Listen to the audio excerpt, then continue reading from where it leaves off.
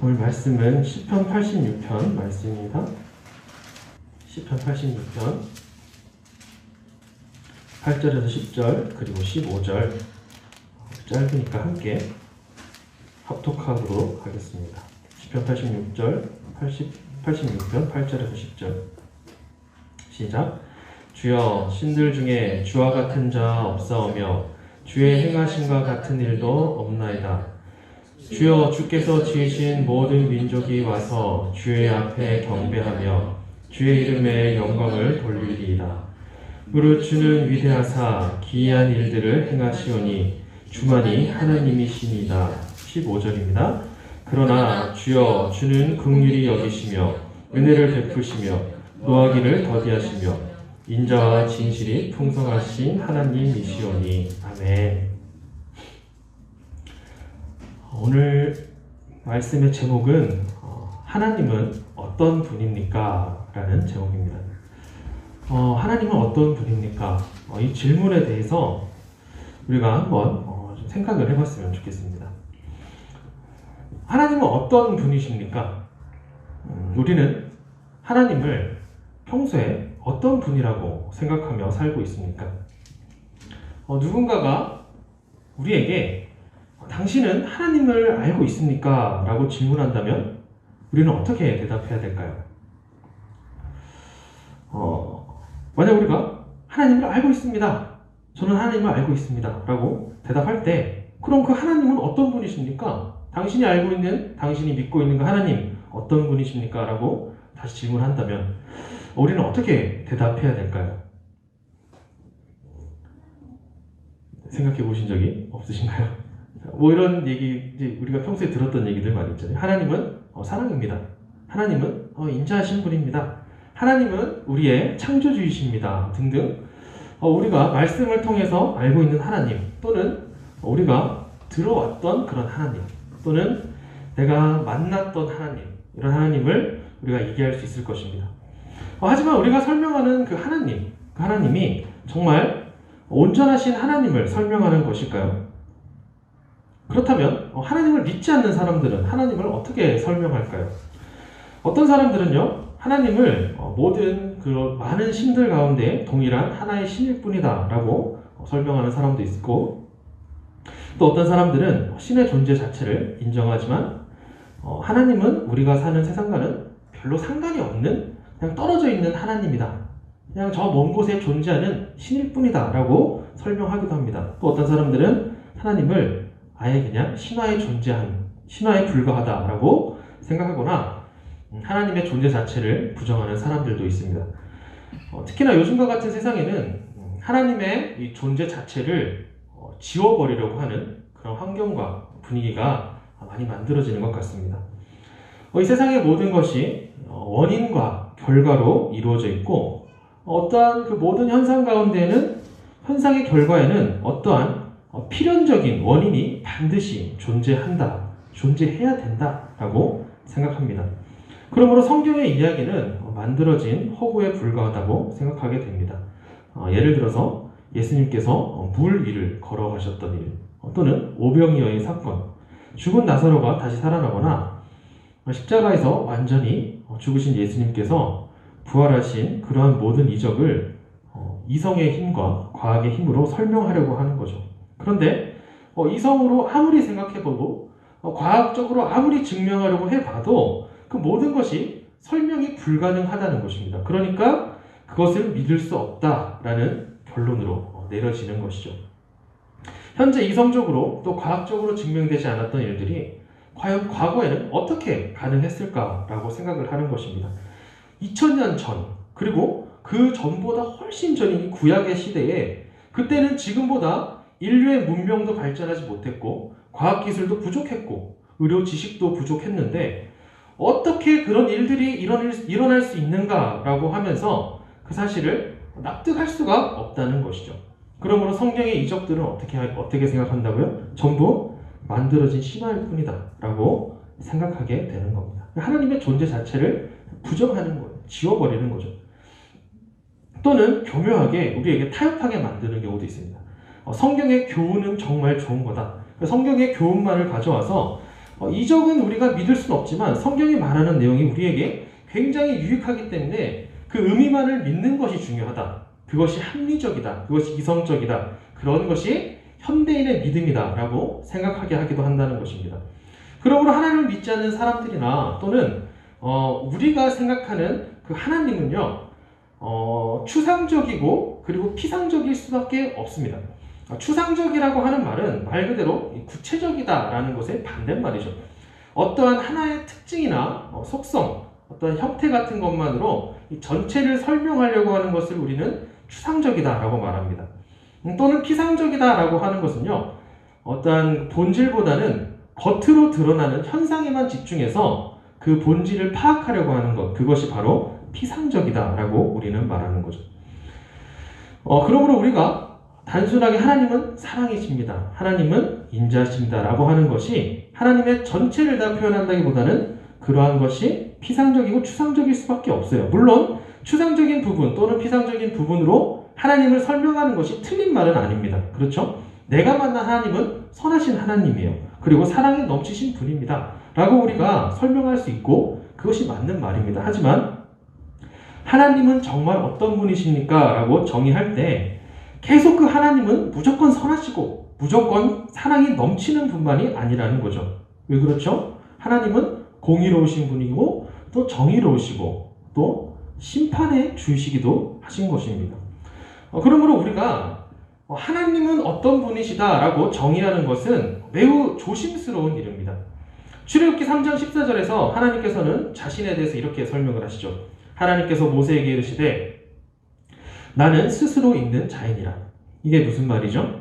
하나님께서 모세를 통해서 애굽의 이스라엘 백성들을 바로의 손에 건져서 하나님께서 명하신 그 땅으로 인도하라 라는 그 명령에 모세는 그들에게 하나님을 어떻게 설명해야 합니까? 라고 질문을 하죠. 그 질문의 답이 바로 하나님께서 이렇게 말씀하시는 거죠. 나는 스스로 있는 자다. 이 말이 무엇이냐? 곧 나는 나다.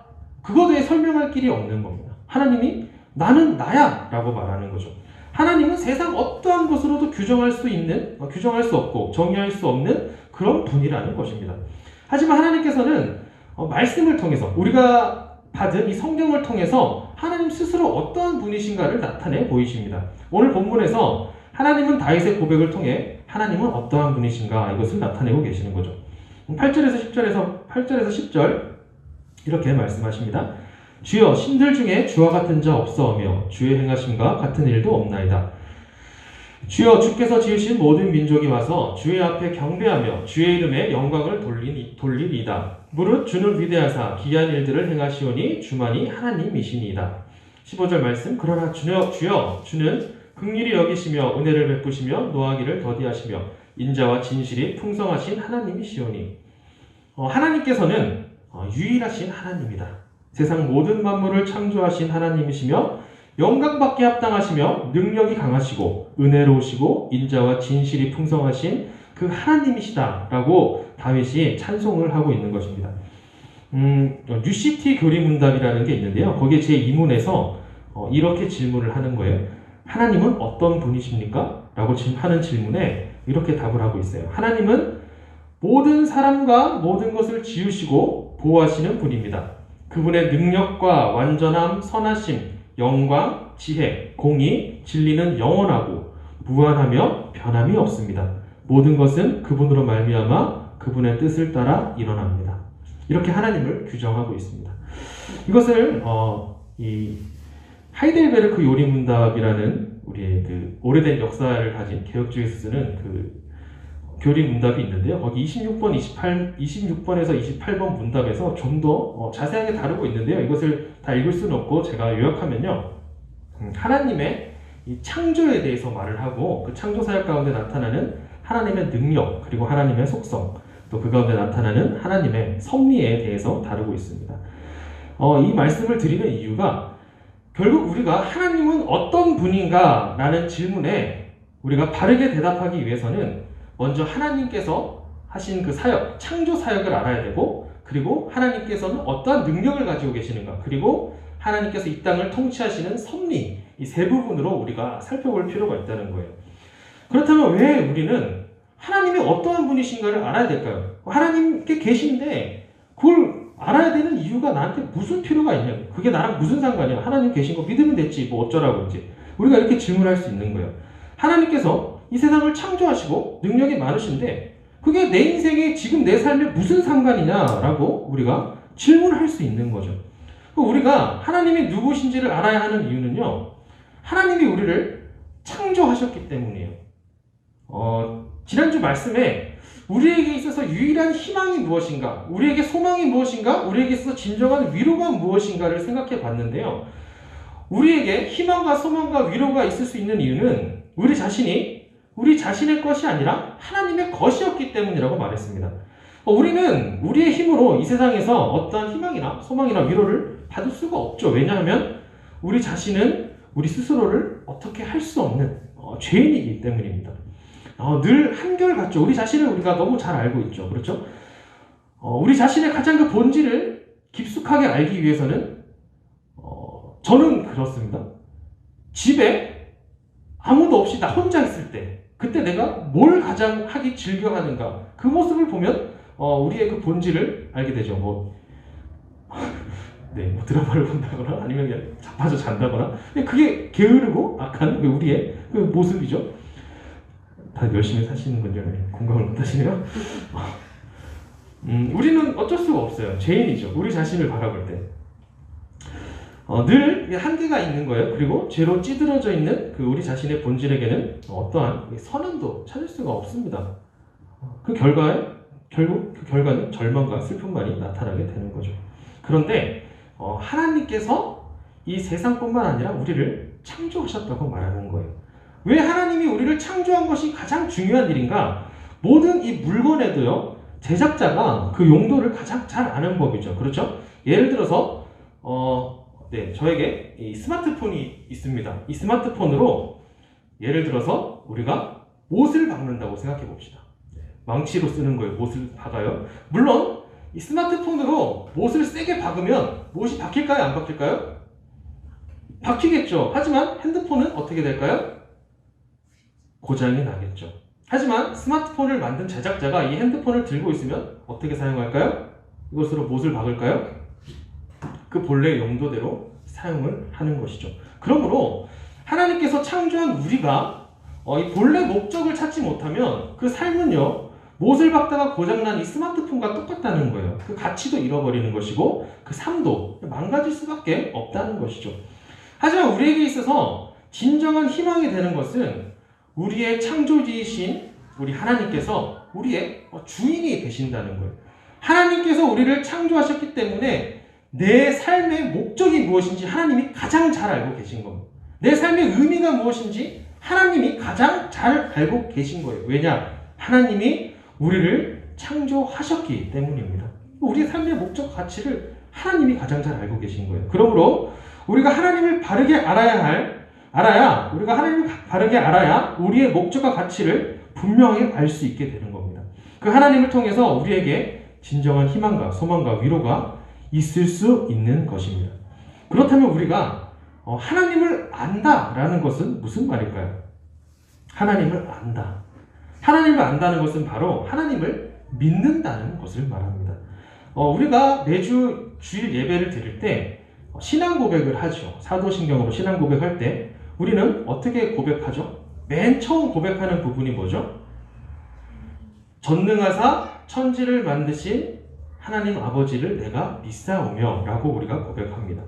여기서 왜 하나님을 안다는 것이 믿는 것이 되냐 하면 우리는 알지 못하는 존재를 믿을 수가 없어요. 믿음의 대상을 바르게 알아야 바로 그 존재를 믿을 수가 있는 것입니다. 그러므로 우리가 하나님을 믿습니다. 하나님을 안다라고 하는 것은 단지 어떠한 추상적인 하나님이라고 하는 그런 피상적인 존재를 우리가 어렴풋이 그냥 그런 하나님이 있나 보다라고 알고 있는 정도의 수준이 아니라 내가 하나님을 정말 잘 알고 있습니다.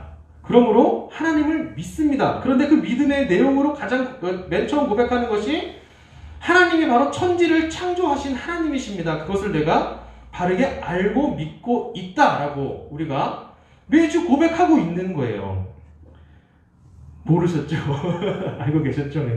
그 내용을 우리가 고백을 하는 겁니다. 그래서 이 고백은 단지 어떠한 그 유신론, 신이 존재한다라고 하는 그런 의미에서 수많은 신들 가운데에 하나님이라고 하는 이름을 가진 그 어떤 하나의 신이 이 세상을 창조했다라고 하는 것을 믿는다. 그런 의미를 넘어서 정말 유일하신 하나님, 또 정말 살아계신 하나님께서 모든 무에서 하늘과 땅과 그 안에 있는 모든 것들을 창조하시고 그 영원하신 경륜과 섭리로 지금도 이 모든 것들을 붙들고 계신다는 것을 믿는 것입니다.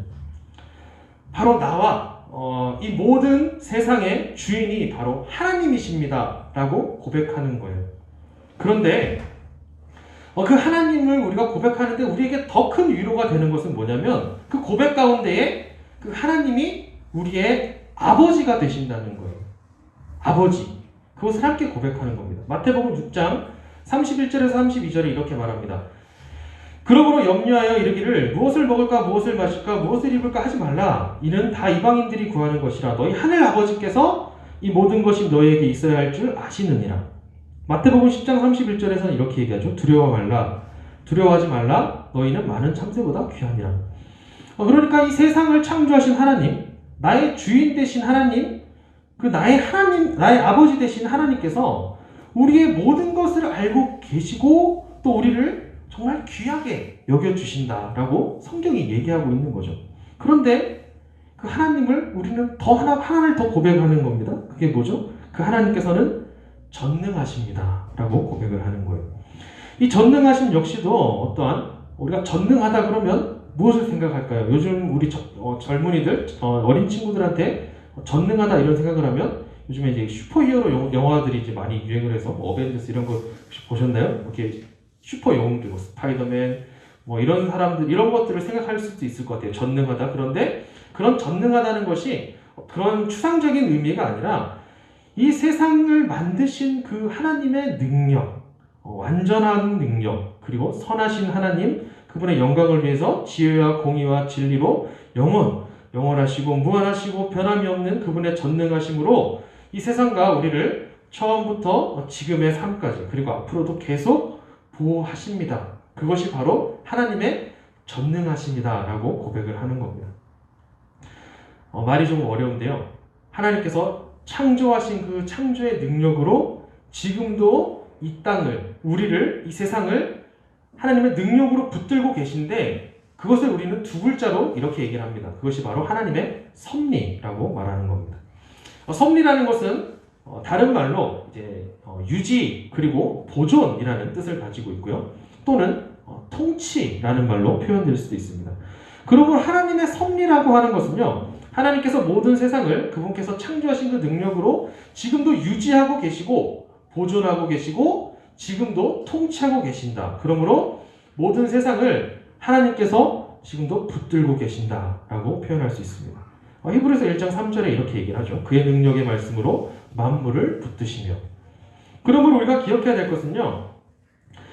늘 하나님께서는 이 섭리로 하나님께서 이 통치하시는 그 섭리로 지금도 이 세상을 붙들고 계시고 다스리고 계시고 하나님께서 만약 어느 한순간이라도 이 모든 만물을 붙들고 계시지 않으면 이 세상은 존재할 수 없다는 거예요. 이 말은요. 우리의 존재가 곧 우리가 하나님으로부터 창조돼서 지금 이 세상에 존재할 수 있게 되었는데 하나님께서 우리를 창조하시고 그냥 내버려 던져두신 것이 아니라 하나님께서 지금도 우리를 붙들고 계시지 않으면 우리는 이 세상에 존재할 수 없는 하나님께 완벽하게 속해 있는 존재라는 것입니다. 이것이 정말 우리에게 위로가 되는 것이죠. 이 세상의 모든 것은 하나님의 섭리의 대상이라고 볼 수 있습니다. 우리의 생명도 섭리고 우리의 죽음도 섭리고 또 우리에게 오는 모든 기쁨과 즐거움도 섭리지만 모든 고통도 고난까지도 우리를 붙들고 계시는 하나님의 그 손길, 그 섭리의 결과로 존재한다는 것입니다.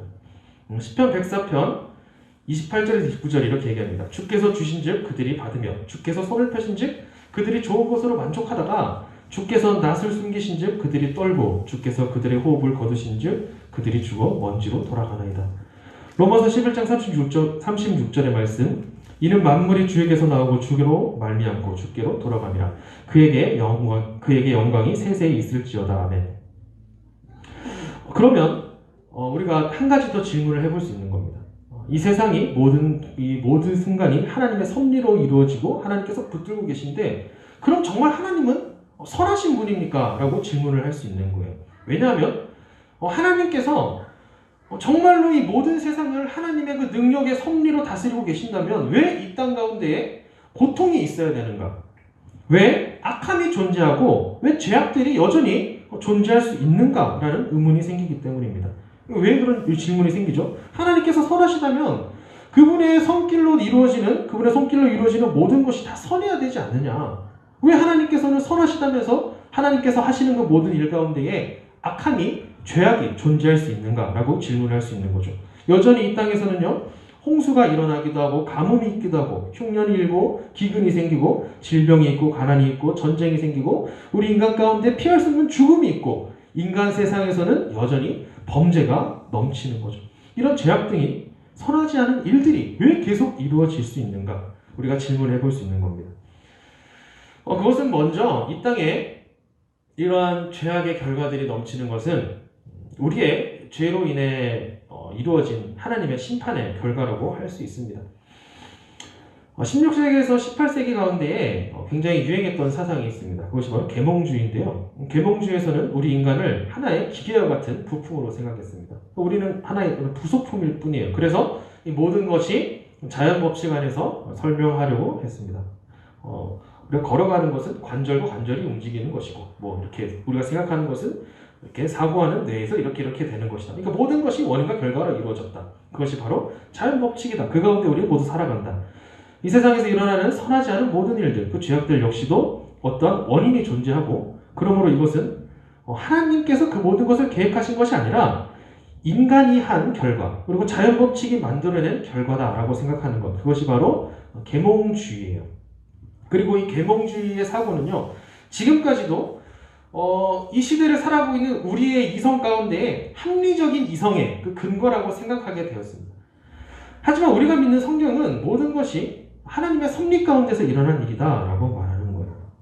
로마서 8장 28절에 이렇게 말합니다. 우리가 알거니와 하나님을 사랑하는 자, 곧 그의 뜻대로 부르심을 입은 자들에게는 모든 것이 합력하여 선을 이루느니라.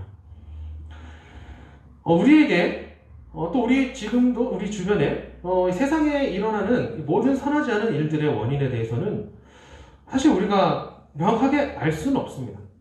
왜 그런지 우리는 알 수 없어요. 하나님만 알고 계세요. 다만 그것이 일어나고 있는 약한 것들이 우리의 죄로 인한 심판의 결과로 일어나는 것들도 있다. 그리고 하나님의 섭리 가운데에 하나님께서 그 일들을 허락하셨다라는 것을 우리가 믿을 수밖에 없습니다.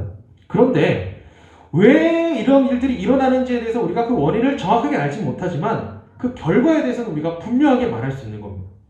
결국에는 모든 것들이 합력하여 선을 이루느니라. 악함도, 죄악도, 그 모든 질병들, 그 모든 죄악에 가득 찬 이 악한 부정적인 모든 것들도 결국은 합력하여 하나님의 선을 이룬다. 그 결과는 우리가 분명하게 알 수 있는 거예요. 그리고 또 우리가 선과 악이라고 하는 것에 대해서 그 개념도 우리는 사실 명확하지 않습니다. 이것이 합리적이다라고 생각하는 우리 인간의 이성의 한계예요. 살인은 죄입니까? 아닙니까? 살인은 죄라고 분명하게 말할 수 있습니다. 하지만 전쟁이 일어났습니다. 그 가운데 살인을 하면 되나요? 안 되나요? 써야 되니까. 네, 이제 애매하죠. 도둑질은 죄악입니까? 아닙니까? 죄지만 이 도둑질하는 사람 가정에 굶고 있는 아이들이 너무 많아서 도둑질했다. 그러면 그것은 죄입니까? 아닙니까? 우리 인간의 한계죠. 하지만 하나님께서는 어떻게 해요? 능력이 완전하시다 그랬죠. 하나님 완전히 선하십니다. 영광과 지혜와 공의와 진리가 영원하시고 무한하시고 변함이 없으신 분이에요. 그러므로 하나님께서 생각하시는 그 선함이라고 하는 것은 우리의 이성으로 생각하는 이 판단으로 생각하는 선함과는 전혀 다른 정말 완벽한 선하심이라는 겁니다. 그러므로 지금 일어나는 이 모든 일들이 결국에는 어떻게 해요? 하나님께서 허락하시는 선으로 가게 되는 것이죠. 그러므로 현재 어떤 일들을 통해서 하나님께서 선하시다면서 왜 지금 이 세상에 악한 일들이 일어납니까? 라고 우리는 판단할 수가 없습니다. 그리고 만일 하나님께서 선하지 않다면요, 정말 만약에 하나님이 선하지 않은 하나님이다 라면요, 우리는 하나님을 통해서 얻을 것이 하나도 없습니다. 희망이 없고 소망이 없고 위로가 없는 거예요. 절망밖에 없는 거예요. 왜 그럴까요? 우리의 주인 되신 하나님, 우리는 주님의 것이라 그랬잖아요. 우리는 주님의 것입니다. 하나님께서 이 땅을 창조하시고 우리를 창조하시고 그 능력이 영원하고 무한하신 하나님께서, 정말 강하신 하나님께서 만일 악하다면 어떻겠습니까? 우리는 어떻게 돼요? 직장의 상사가 이렇게 악하다 그러면 어떡합니까? 그것조차도 우리가 그 직장에 있는 동안 굉장히 고통스러운데, 우리의 인생의 주인이신 하나님이 악하다면 어떻게 해요? 우리는 정말 절망밖에 없는 거죠. 그러므로 하나님께서 선하시고 모든 것을 그분의 섭리로 인도하신다는 사실이 우리에게는 정말 큰 위로가 되는 것입니다. 왜냐하면요, 이 세상을 살아가는 현재의 내 모습 가운데에 지금은 괴로움이 있을 수 있습니다. 정말 힘이 들고 어려운 일들이 계속 있을 수 있지만, 결국에 마지막에는 우리의 이 모든 것들을 합력하여서 하나님께서는 선을 이루어 가실 것을 믿을 수 있기 때문입니다. 이것을 바로 우리가 섭리를 믿는다라고 얘기하는 거죠. 오늘 본문의 다윗의 고백도요, 이런 하나님의 섭리를 믿는 그 믿음의 고백입니다. 오늘 본문 1절을 보면요, 다윗은 지금 현재 가난하고 궁핍한 상황이다 라고 말을 하죠. 7절을 보면 환난 날에 있는 것 같다 라고 말하고요, 13절에선 자신의 영혼이 수올이라는 것은 다들 잘 알고 계시듯이 지옥이죠. 내 영혼이 지금 지옥에 있는 것 같은 그런 고통 가운데 있는 상황이고, 14절 자신의 대적들이 자신에게 위협을 가하고 있는 그런 상황이다, 정말 어려운 상황이다 라고 얘기를 하는 거예요. 그 가운데 11절에, 이 어려운 상황 가운데 11절에 다윗은 이렇게 고백하는 거예요. 여호와여, 주의 도를 내게 가르치소서. 내가 주의 진리에 행하리오니 일심으로 주의 이름을 경외하게 하소서. 다윗은 자신에게 주어진 이 모든 어려운 상황들이 하나님의 섭리임을 믿고 있었고, 그러므로 이 모든 상황에서 오직 하나님의 길을 가는 것만이 유일한 희망이다, 소망이다, 위로다, 해결책이다 라는 것을 알았던 것입니다. 본문 16절 말씀, 그래서 이렇게 고백을 하는 거죠. 내게로 돌이키사 내게 은혜를 베푸소서. 주의 종에게 힘을 주시고 주의 여종의 아들을 구원하소서. 주의 길로 가는 것만이 해답인 것을 알았던 거예요. 오직 하나님만이 모든 것을 섭리로 다스리시고 그 가운데 그분의 소유된 하나님의 백성을 선한 것으로 인도하십니다. 이 사실을 믿는 우리 모두가 되길 주님의 이름으로 소망합니다. 우리가 살고 있는 이 세상에는요, 하나님이 없다고 말을 합니다. 또는 하나님을 인정한다고 해도 우리가 알고 있는 하나님과는 다르게 그저 어떠한 하나의 신으로 생각하기도 합니다. 하지만 우리가 알고 믿고 있는 이 하나님은 전능하신 그 능력으로 이 세상을 창조하시고, 그 창조의 능력으로 지금도 이 세상과 우리를 붙들고 계시며 그 섭리로 세상 모든 것을 다스리고 계십니다. 그런 하나님께서 우리의 주인이 되십니다. 또 우리의 아버지가 되십니다. 우리는 그런 아버지와 인격적인 관계를 맺을 때 아버지가 우리에게 무엇을 원하시는지, 우리 창조의 목적, 우리 창조의 의미를 바르게 찾을 수 있습니다.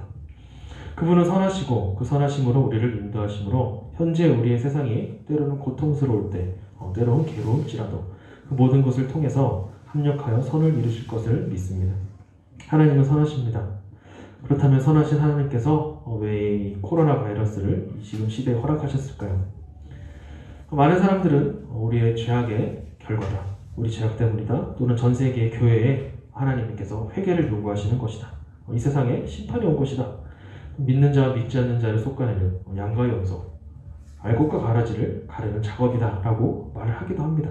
하지만요, 우리는 그 정답을 명확하게 알 수 없습니다. 다만 하나님의 섭리를 진정으로 믿는 사람이라면요, 이 모든 상황 역시도 하나님께서 허락하셨기 때문에 일어난 일이다, 이 일을 통해 분명한 하나님의 선하심이 드러날 것이다 라는 믿음을 가져야 할 것입니다. 섭리를 믿는 바른 믿음으로 이번 남은 한 주간, 그리고 아직 해결되지 않을 것 같은 정말 끝이 보이지 않는 이 코로나 바이러스의 문제가 해결될 때까지 더 나아가 우리 인생에 정말 수많은 어려움과 고통, 고난이 오는 그 모든 날 가운데요, 결국은 이 모든 과정들을 통해서 하나님의 선하심이 우리의 인생 마지막에 기다리고 있음을 늘 기억하며 살아가는 우리 모두가 되길 주님의 이름으로 소망합니다. 기도하겠습니다. 하나님 감사합니다. 하나님께서 전능하신 하나님의 능력으로 이 모든 세상을 창조하시고 그 창조의 능력으로 지금도 이 땅을 다스리시며 하나님의 섭리로 우리의 모든 인생 또한 인도해 주심을 믿고 감사합니다. 하나님, 우리가 사는 이 세상의 현실은 정말 늘 아름답지만은 않고 늘 행복하지만은 않은 것 같습니다. 늘 우리 삶 가운데 어려움이 있고 힘든 부분이 있고 또 지금의 세상은 코로나 바이러스로 인하여서 너무나 혼란스럽고 우리에게 절망을 주는 것 같지만 하나님, 우리는 하나님의 섭리를 믿으며 나아갑니다. 이 모든 것이 하나님의 허락하심으로 인하여 나타난 일이고 결국에는 이 일을 통하여서 하나님의 선하심이 드러날 것을 믿습니다. 하나님, 그 믿음을 우리에게 더해 주시고 우리 어려움 가운데에 하나님의 섭리를 믿는 이 믿음으로 굳건히 세워져 나갈 수 있도록 결국은 승리하며 나아갈 수 있도록 하나님 도와주시옵소서. 감사합니다. 이 모든 기도 예수님의 이름으로 기도합니다. 아멘.